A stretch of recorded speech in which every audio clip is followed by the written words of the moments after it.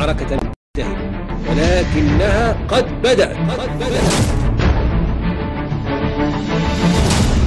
It's a serious threat to our national security.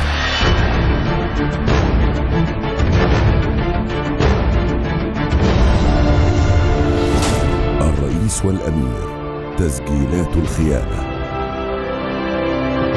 كان للخيانة صوتان.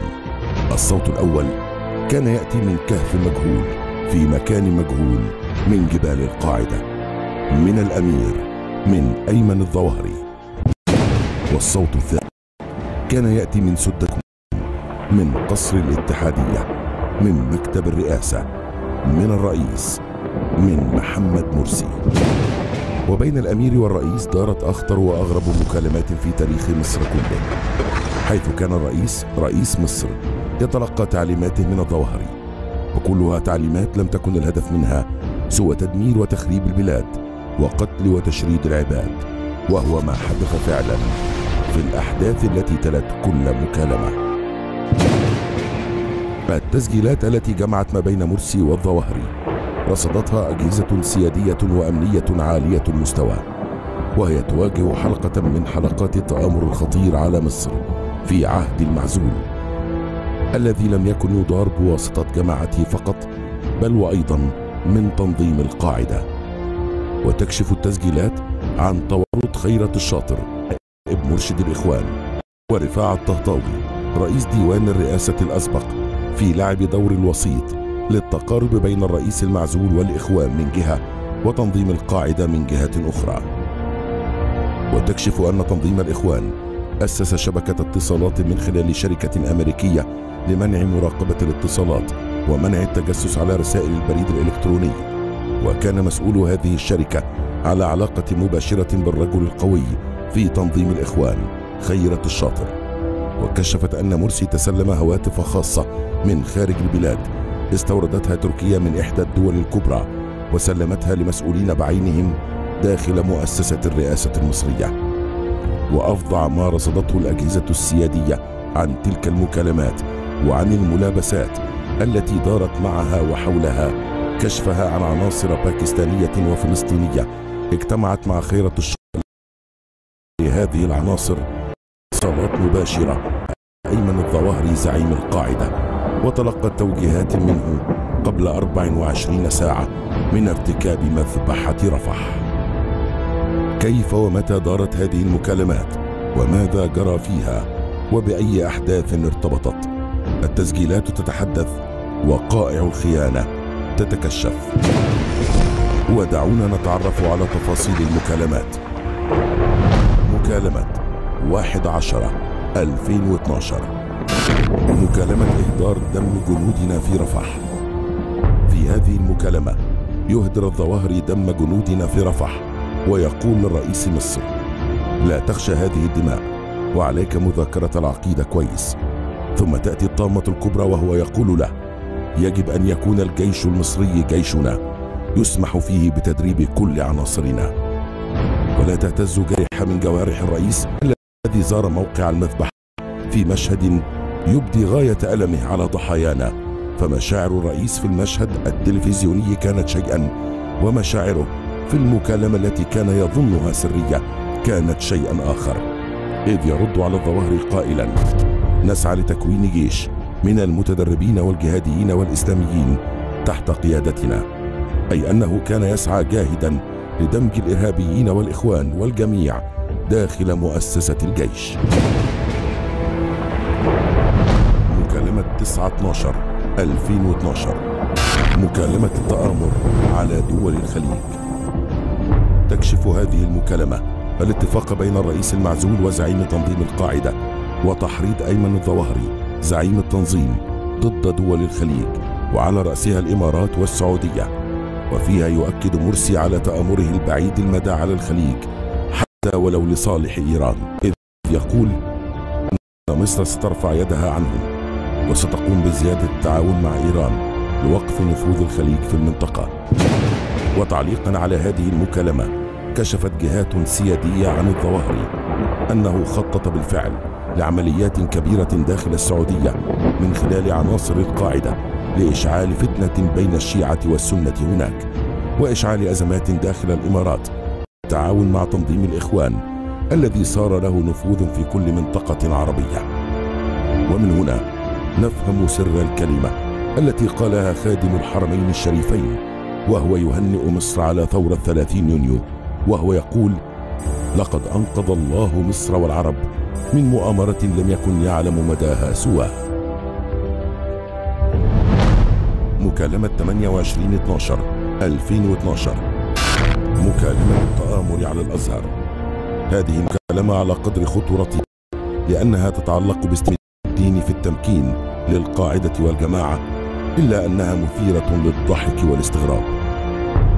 ففيها يطلب الظواهري من مرسي الآتي: تعيين الشيخ حازم صلاح أبو اسماعيل نائبا لرئيس الجمهورية، تعيين خيرت الشاطر أميرا لقوم المجاهدين، إبعاد السلفيين عن السلفيين لأنهم ينفذون أجندة خارجية.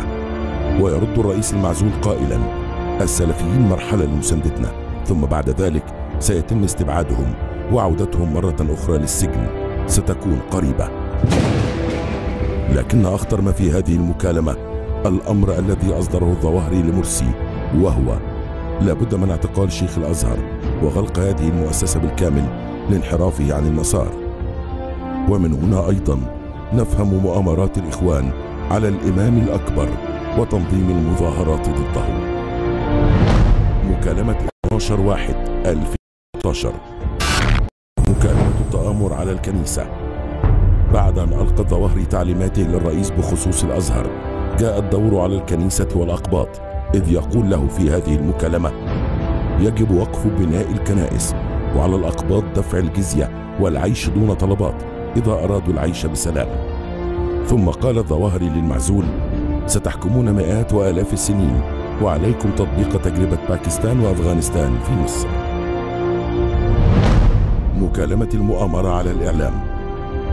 في هذه المكالمة أيضا يتلقف المعزول أوامر سيده حول الإعلام المصري، ويشرح له مؤامرة الإخوان على الإعلام، إذ يقول مرسي للظواهري: يا أمير الحق، اتخذنا قرارات رادعة في مواجهة هذه القلة وإجراءات تشريعية جديدة تحد من هذا الإعلام، وفي القريب العاجل سنغلق هذه القنوات وسنقوم بإنشاء منابر إعلامية إسلامية كبيرة، وخططنا لوضع ميزانية كبيرة من التنظيم الدولي لإقامة قناة فضائية إسلامية وجهادية تحث على الجهاد، كما ستكون هناك قناة فضائية ثابتة لك ولرجال القاعدة، ويمكن بث هذه القناة من أفغانستان لتعليم أشبال الإخوان.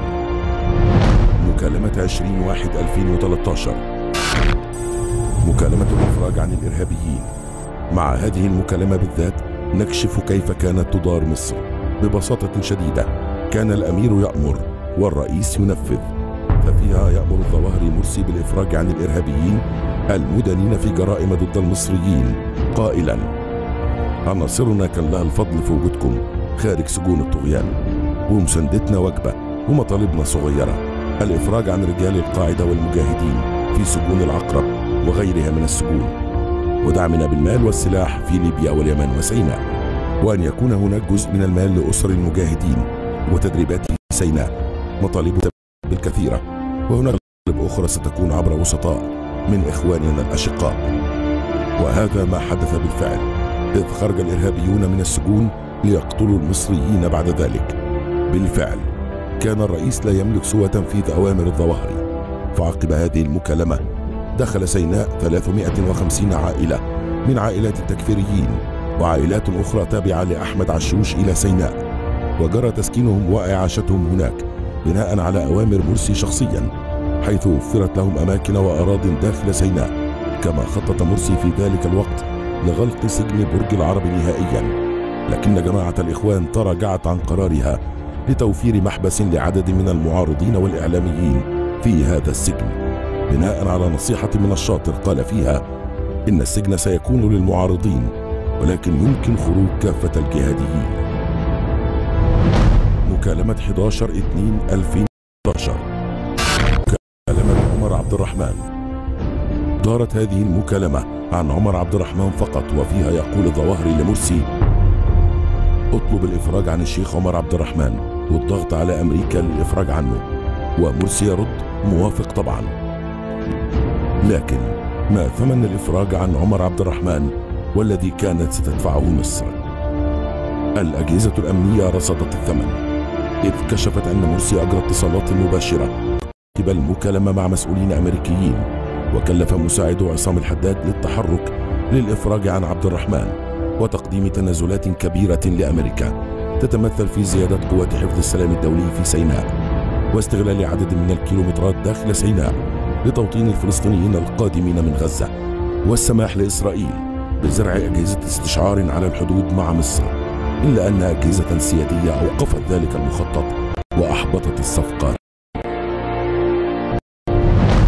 مكالمة 12/4/2013، مكالمة التهديد ومنع الاعتذار.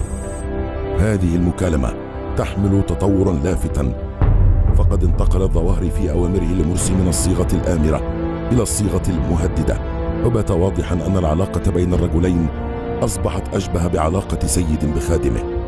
ففي المكالمة التي استغرقت دقيقتين يقول الظواهري مهددا ومتوعدا مرسي عقب أحداث الكاتدرائية المرقصية بالعباسية: تحدثنا مع أخوتنا في الجماعات المختلفة وتابعنا ما حدث من النصارى وأتباعهم، والحديث عن تصالح ومسامحة هو إهانة لكل مسلم، عليهم ترك هذه الأرض. ثم قال الظواهري لمرسي: إذا قدمت أي اعتذار سنقوم بعمليات ضد الكنائس داخل مصر ردا على ذلك. لكن مرسي التزم الصمت قليلا، ثم قال: الرئاسة لم تفعل شيئا حتى تعتذر، والأقباط أقلية وحقوقهم أن يعيشوا مسالمين. وبالفعل لم يعتذر مرسي لأقباط مصر، ولم يذهب للكاتدرائية معزيا شعبه. مكالمة 15/5/2013، مكالمة التآمر على القضاء. هذه المكالمة توضح بشكل واضح لماذا كان الإخوان يعادون القضاء المصري مستخدمين خدعة التطهير. ففيها يقول الظواهري لمرسي: لابد من إلغاء القضاء، ويجب تطبيق الجلد وحد الحرابة وغيرهما. فيرد مرسي: أستعد لتطهير كافة مؤسسات الدولة. وهذا ما حدث بالفعل، والقضية لا تحتاج لأن تتذكروا كثيرا. علي محمد أحمد النمر ده قاضي مزور، أنا طاعن عليه على زور الانتخابات قدام عيني في الدايرة الأولى في الزرقية لصالح واحد تاني بشكل غير مسبوق. ده قاضي مزور مطعون عليه، ده أحد أعضاء الدائرة اللي تنظر للموضوع ده. علي النمر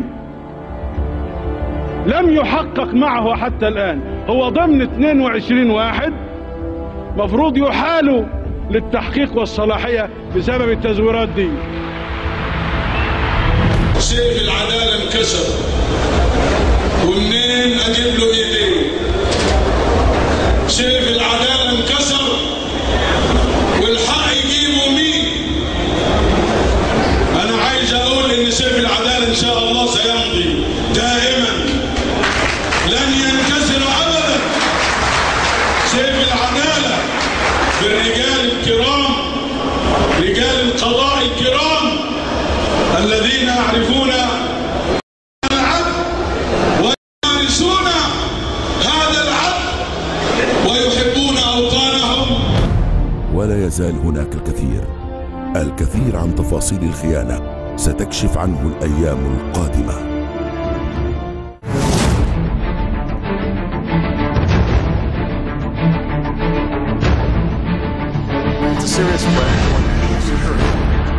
إن المعركة لم تنتهي ولكنها قد بدأت.